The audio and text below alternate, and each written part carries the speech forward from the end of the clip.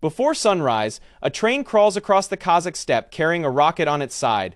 There is no coastal launch tower, no tropical forest, and no city skyline, only rails, dry grass, and a horizon so wide that the machinery appears to have been left on another planet. Then the rocket is raised. The gantry closes around it, and fire turns the desert white. A few minutes later, something built in Russia is racing toward orbit from land that belongs to Kazakhstan. That scene contains one of geography's best contradictions. Kazakhstan is almost the size of a continent, yet just over 20 million people live there. Fewer than 8 people occupy an average square kilometer. A traveler can cross hours of grassland, salt flat, or desert without passing a town. And inside that apparent emptiness stands Baikonur, the place that launched the first satellite, the first human in space and generations of crews bound for orbit. The emptiness did not prevent the spaceport. The emptiness is one reason the spaceport exists. There is another twist, and it matters. Russia's most famous spaceport is not in Russia. Baikonur lies deep inside sovereign Kazakh territory, but Russia leases the complex and administers much of the city under a special agreement that runs until 2050. So when a Soyuz rises over the steppe, the postcard says Kazakhstan, the launch operation is largely Russian, and the foundations are Soviet. One place carries 3 different political eras without moving a meter. The story begins long before rockets. To understand why Kazakhstan looks empty, you have to stop measuring life by apartment blocks and streetlights. This land was never a blank waiting to be discovered. It was a moving landscape. Pastures became useful in different seasons. Water appeared, froze, or vanished. Families and herds traveled between winter shelter and summer grass. From a satellite, that way of life leaves fewer permanent marks than a dense farming valley. On the ground, it requires intimate knowledge of enormous distances. Then, in the middle of the 20th century, Soviet engineers looked at the same horizon and saw something completely different. They saw distance from foreign eyes, room for a missile to fail, flat ground for construction, a railway capable of delivering machines too large for ordinary roads, and a corridor where falling stages might miss major cities. What pastoral people understood as seasonal space, military planners understood as strategic space. That collision created the most important launch site of the early space age. Kazakhstan covers nearly 2.7 million square kilometers. It is the 9th largest country on Earth, and the largest with no direct access to the open ocean. Place it over Europe, and it would swallow several familiar nations at once. Yet much of the interior is not generous farmland. Desert and semi. Desert dominate broad regions. Steppe spreads across the north and center. More than 4/5 of the country is flat or gently rolling, and the nearest mountain wall may be hundreds of kilometers away. Flat does not mean easy. Kazakhstan sits far from the moderating influence of an ocean. Summers can bake the soil, winters can drive temperatures brutally low, wind moves across the plains with little to slow it, rain is limited and uneven, while rivers are concentrated in particular corridors. The Caspian shore lies in the west, the shrinking Aral Basin in the southwest, and the greener mountain systems rise mainly along the east and southeast. Human settlement follows those exceptions rather than filling the space between them. That is why the population map looks less like a blanket than a necklace. Towns gather around water, mines, railways, northern farmland, and the southeastern foothills. Almaty grew where mountain water and trade routes meet. Astana stands on the northern steppe, connected to an agricultural and transport region. Other cities follow the Irtysh, the Ural, the Syr Darya, or Soviet industrial corridors. Between those lines are enormous areas where a permanent city must fight distance, cold, drought, and the cost of connection every day. For centuries, mobility was the answer. Kazakh pastoral communities moved livestock through a calendar of pastures, often returning to known places rather than wandering at random. Winter camps offered protection. Spring and autumn routes connected them to summer grazing. A piece of steppe might look unused for months precisely because it needed time to recover. The land was occupied in rhythm, not covered continuously. Calling it empty erases the system that made human life possible there. That system was violently disrupted. Russian imperial settlement narrowed access to traditional grazing land. Under Soviet rule, forced collectivization and sedentarization in the early 1930s devastated pastoral life and contributed to famine, flight, and mass death. Later, railways, mining settlements, military zones, and the Virgin Lands campaign pulled people into new towns and farms. Modern Kazakhstan's sparse population is therefore not explained by climate alone. It is geography shaped again and again by state power. By the 1950s, one particular piece of steppe had become valuable because almost nobody outside the region was meant to know what was happening there. The Soviet Union was building the R-7, a giant intercontinental missile designed to carry a nuclear warhead across unprecedented distance. Existing test grounds could not safely contain its flight path. Engineers needed a new range far from borders, dense settlement, and Western surveillance, but close enough to rail, water, and communications to build a secret city from nothing. They chose a site near the small railway station of Tyuratam, beside the Syr Darya in southern Kazakhstan. The Moscow to Tashkent rail line could carry enormous rocket sections, fuel equipment, steel, and thousands of workers. The river offered water in an otherwise dry environment. The surrounding plain gave surveyors room to spread launch pads, tracking stations, and service roads across a complex of astonishing scale. Remoteness provided secrecy, but the railway made that remoteness usable. The name Baikonur was part of the disguise. A real mining town called Baikonur existed roughly 370 kilometers away. Soviet authorities borrowed its name and coordinates to mislead foreign intelligence about the true location of the missile range. The support city beside Tyuratam was called Leninsk. For years, public maps, official announcements, and the physical launch site pointed to different places.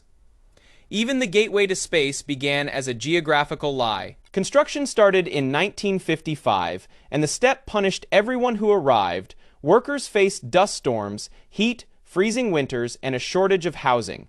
Early crews lived in tents, rail cars, and rough barracks, while excavators tore into hard ground. The R-7 launch pad required a vast flame trench and a system strong enough to suspend the rocket above it.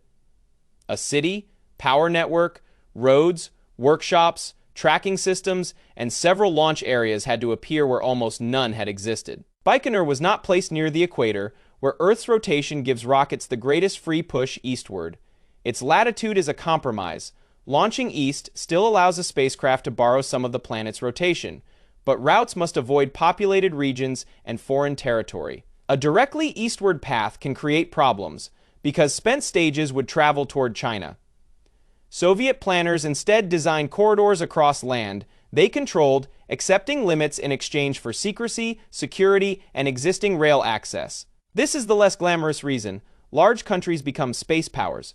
Rockets need empty sky, but they also need empty ground beneath the early part of the flight. Boosters do not vanish after ignition stages. Separate fairings fall away. Failed vehicles can come down far from the pad. In the 1950s, the Soviet Union possessed a vast internal landscape where it could draw downrange zones across sparsely settled territory. Kazakhstan's size became part of the launch system. The machine built for war soon opened the space age. On an October night in 1957, an R-7 rose from this hidden range carrying Sputnik, the first artificial satellite. The object was small, but its radio signal crossed borders that Soviet newspapers and diplomats could not. Those simple beeps told the world that a rocket powerful enough to place a satellite in orbit might also deliver a weapon across continents. Baikonur was no longer merely secret. It had become impossible to ignore. Less than 4 years later, Yuri Gagarin was driven across the same steppe to the launch pad. His Vostok spacecraft sat above another descendant of the R-7. When he said, "Let's go," and lifted off in April of 1961. The first human journey into space began not from Moscow, but from a military construction site in Kazakhstan. The launch pad later became known as Gagarin's start. The most famous departure point in Russian history stood beyond Russia's future border. Valentina Tereshkova, the first woman in space, also departed from Baikonur. Lunar probes, planetary missions, and the modules of the Mir space station followed. Later, Soyuz spacecraft carried international crews to the International Space Station. For a period after the American space shuttle retired, every human traveling to the station launched from this patch of Kazakh steppe. A railway station chosen for secrecy became one of the most internationally recognizable doorways off the planet. The launch ritual still begins on rails. A completed Soyuz is carried horizontally from its assembly building, moving slowly through dawn while technicians and invited guests follow.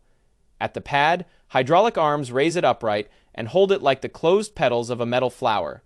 During ignition, the engines build thrust before those arms fall away. The rocket appears to climb out of an industrial pit, but the landscape around it remains almost unchanged. Dry grass, straight tracks, and a horizon with nowhere to hide. Baikonur itself developed a strange urban life. Behind checkpoints were schools, apartment blocks, monuments, cinemas, hotels, and tree-lined streets kept alive by water from the Syr Darya. Engineers could spend their day inside one of humanity's most advanced technological systems and return at night to an ordinary Soviet courtyard. Space heroes had their names painted on buildings. Children watched rockets roll past town. The closed city was isolated from Kazakhstan around it, yet completely dependent on that land. When the Soviet Union collapsed in 1991, the border changed around the spaceport. Independent Kazakhstan inherited the territory. Russia inherited most of the Soviet space program, but its essential launch complex was suddenly in another country. Neither side could simply walk away. Kazakhstan possessed the land and infrastructure. Russia had the rockets, specialists, and immediate need for launch access. After difficult negotiations, a lease converted Soviet internal property into an international arrangement. Today, Kazakhstan remains sovereign, while Russia leases the Baikonur complex and operates it under bilateral agreements. The lease is scheduled to continue until 2050, and the commonly reported annual payment is about $115 million. The city has a special administration and legal character that can feel like an enclave without actually becoming Russian territory. Kazakh and Russian institutions overlap. Flags, currencies, police authority, and daily life reveal a border that exists inside the same streets. That arrangement corrects the title of this story. Kazakhstan is not independently firing every rocket seen above Baikonur. Many launches are Russian missions conducted from a Russian-leased facility on Kazakh soil. But Kazakhstan is not merely a passive backdrop either. It owns the place, negotiates access, participates in joint projects, and lives with the consequences. The more interesting truth is not that an empty country somehow built a spaceport. It is that a Soviet spaceport became trapped inside a new nation's geography. The consequences are visible far beyond the launch pad. Planned routes include designated areas where empty stages can fall. In remote communities, pieces of aluminium have sometimes been collected and reused. A curved section of rocket can become material for a roof, fence, or shed. That image is almost too perfect machinery, built to escape Earth returns as scrap to the people whose land lies beneath the flight corridor. But the debris is not always harmless. Some older Proton rockets used unsymmetrical dimethylhydrazine, widely known in the region as heptal, a highly toxic propellant.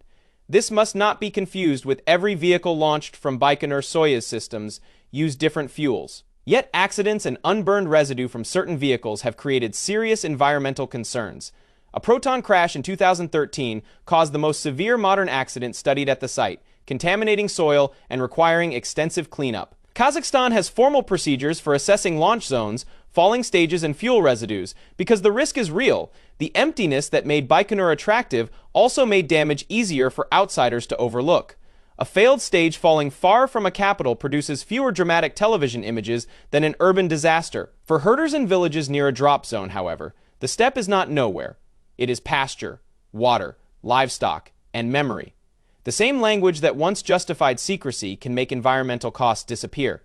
Empty on a military map does not mean empty of people, animals, or responsibility. Baikonur is no longer the Soviet Union's only possible route to orbit. Russia has developed Vostochny in its own Far East, partly to reduce dependence on a foreign lease. Some old Baikonur facilities have fallen silent, and Gagarin's historic pad has required major modernization. The city therefore lives with a slow question about purpose. A place designed for a superpower can feel enormous when fewer missions need its full-scale, empty launch structures, now stand beside active ones, turning parts of the cosmodrome into archaeological ruins of the future.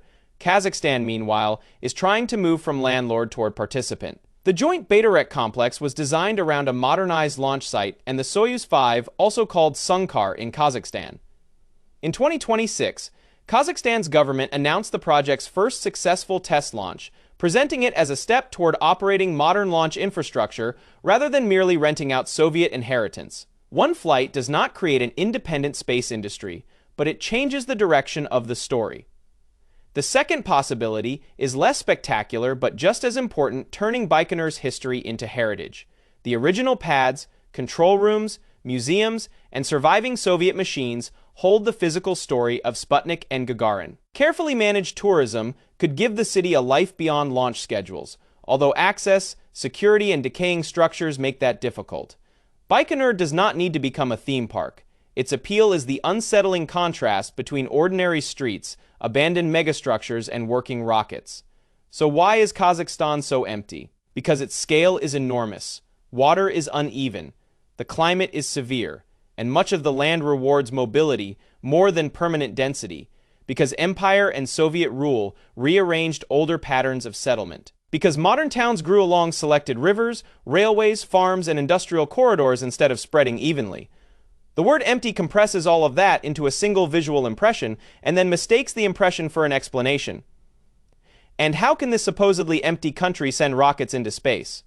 The precise answer is more revealing than the simple one. Kazakhstan contains the spaceport. Russia still leases and operates much of it. The Soviet Union chose the site. Yet all of those arrangements depend on Kazakhstan's physical geography. Flat land, distance, rail access, and vast downrange space made the project possible. The rocket did not overcome the steppe. The rocket used the steppe returned to the train before dawn. The locomotive moves slowly enough for people to walk beside it. Frost or dust hangs over the rails depending on the season. The rocket looks impossibly delicate against a landscape with no visible end. Soon it will leave the ground in fire, cross a political border without noticing and curve toward orbit. Behind it, stages will fall. Engineers will return to the city, and the horizon will become quiet again. That final silence is the real image of Kazakhstan. It is not the silence of nothing. It contains migration routes, buried histories, rail lines, closed cities, toxic scars, and the launch pad where humanity first learned that Earth could be left behind. Baikonur exists because powerful men once looked at the steppe and believed there was no one to see them. They were wrong about the land being empty, but they were right that its vastness could hide a road to the stars.